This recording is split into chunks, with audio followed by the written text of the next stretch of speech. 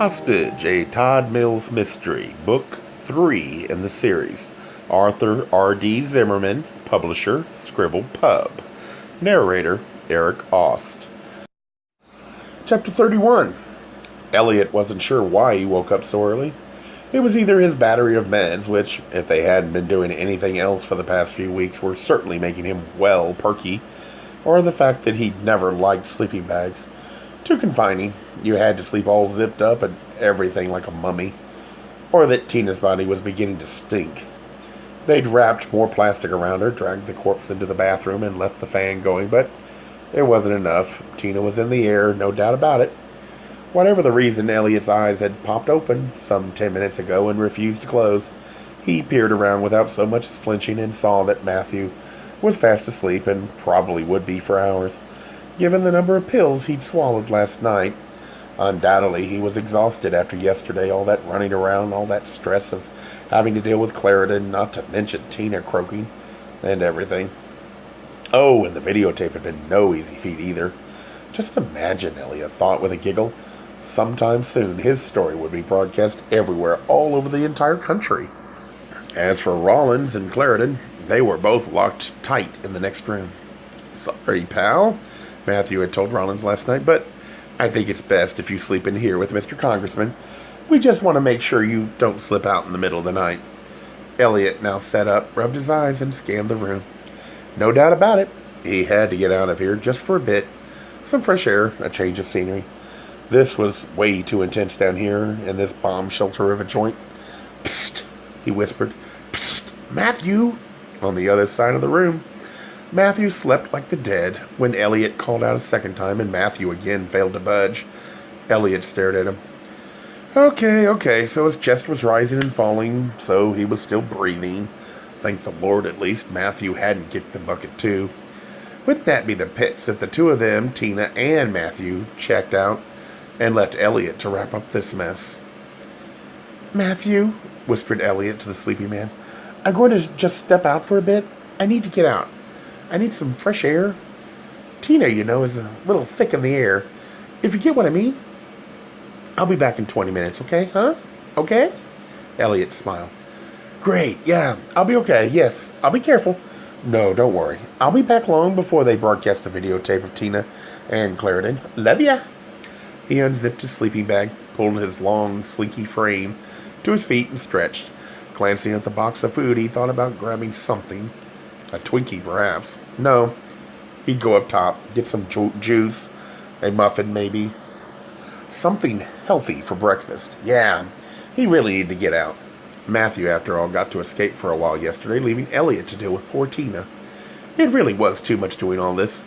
Playing the bad guys, it just took far too much energy. Energy that none of them could spare. His own T-cell count, after all, had slipped to almost zilch months ago and was probably now on empty.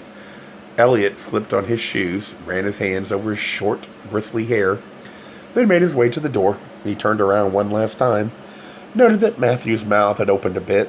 Poor guy. He could probably sleep for another 6 hours, but that wouldn't do. No, Elliot would come back and then wake him up in plenty of time to watch the broadcast of Tina and Clarendon on Channel 10. "Ta-ta!" Elliot called softly. Elliot closed the door behind him and took a big gulp of air. Yes, much, much better, he thought, peering around the large, empty space. But he didn't want to just pace around out here, staring at metal studs and drywall. No, he wanted windows. He wanted daylight. He wanted to step outside and breathe real air, not something that had been circulated down here. Plus, he wanted a muffin, a lemon poppy seed one. Yep, that was what he was craving, and he really couldn't deny himself anything, because God knew the big clock was ticking away. He'd get some juice too, fresh squeezed orange juice, made from real Florida oranges.